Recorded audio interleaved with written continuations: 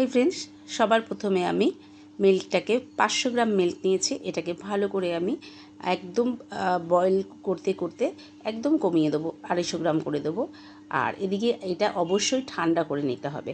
আমি মিল্কটা আমার ভালো করে জল দেওয়া হয়ে গেছে, এবার এটাকে আমি ঠান্ডা করে নিলাম। এরপরে ফ্রেশ করে আমগুলোকে ধুয়ে নেবো। ধুয়ে নেওয়ার পরে এটাকে সুন্দর করে কাটবো। আর আমি এইভাবে কেটে একটু একটু কায়দা করে এইভাবে করে নিয়েছি যাতে স্পুন দিয়ে খুব তাড়াতাড়ি উঠে যায়।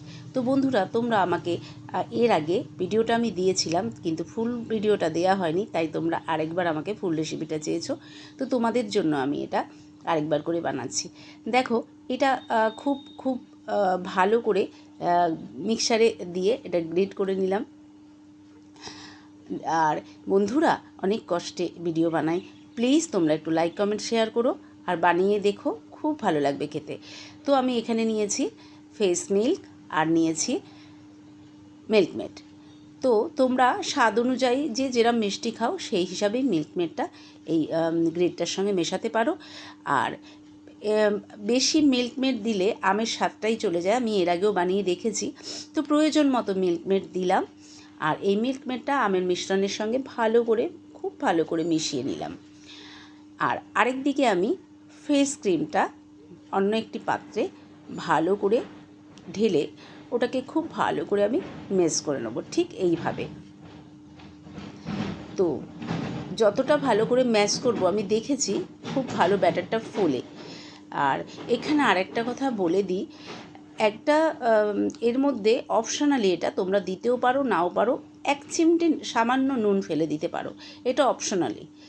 তো বন্ধুরা দেখো, ফ্রেশ মিল্কটা আমি ভালো করে ফেটে নিলাম আগে, তারপরে আবার এই মিশ্রণটার সঙ্গে মিশিয়ে দিলাম।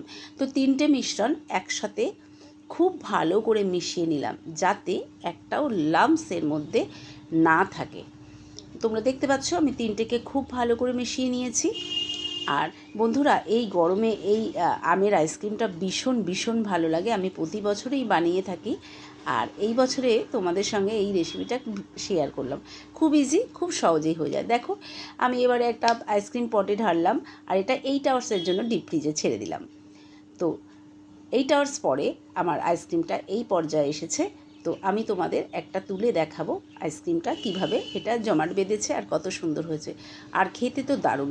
ও হ্যাঁ, এতে কেউ চাইলে পেস্তা কাজু মিশিয়ে দিতে পারেন, এটাও অপশনাল।